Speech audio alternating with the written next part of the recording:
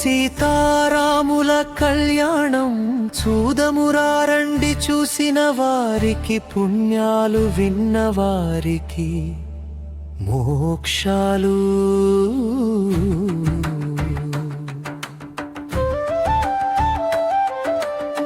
రామనామమే మధురం, రఘుకుల తిలకమే సుందరం.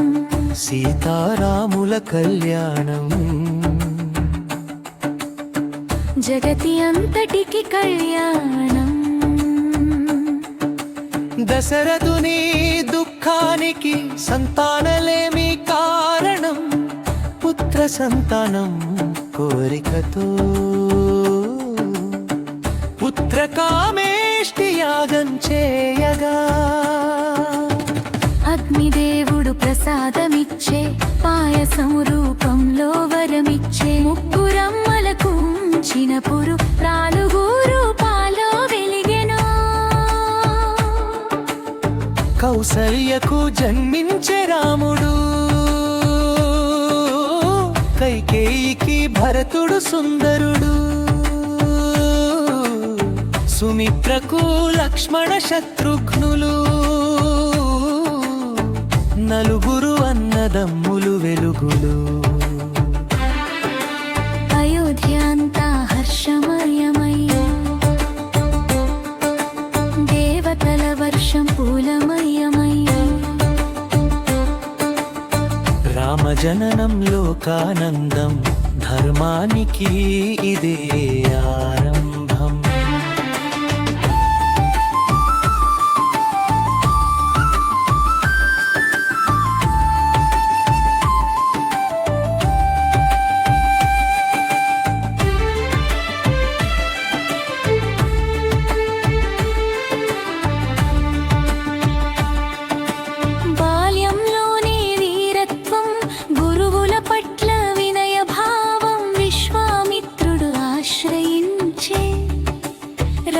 లక్ష్మణులను తీసుకెళ్లే తాటకను సంహరించే రాముడు. యజ్ఞాన్ని కాపాడే ధర్ముడు, అహల్య శాప విమోచనం. రామనామమే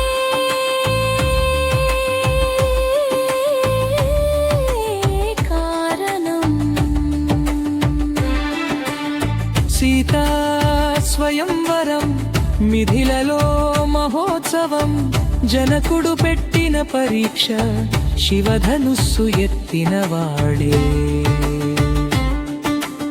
సీతకు వరుడని నిర్ణయం, రాముడు ధనుస్సు విరిచెను, పెళపెళమని విరిగిపోగా. సీతమ్మ చేతిని పట్టుకొని ఆకాశం పందిరి కింద భూదేవి పీటల మీదికి నడిచెను రాముడు వేదికపైకి. సీతారాముల కళ్యాణం నయనాలకు ఎంతో ఆనందం, పుష్ప అక్షింతల వర్షం కురిపించిరి దేవతలందరూ.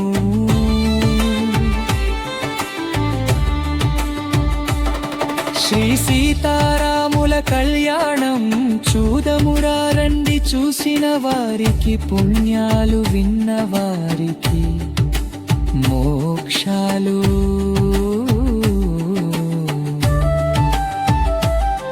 సీతారాముల దివ్య కళ్యాణం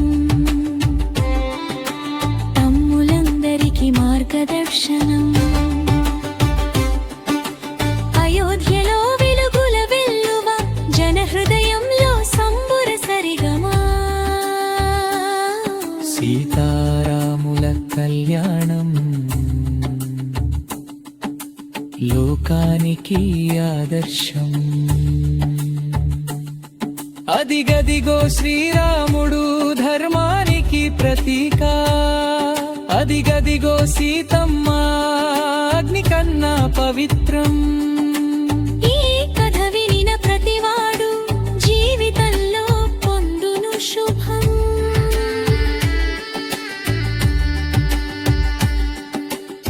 రామనామమే మధురం, రఘుకుల తిలకమే సుందరం.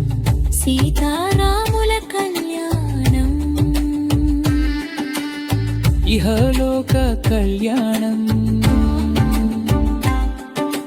జై శ్రీరామ్ జై శ్రీ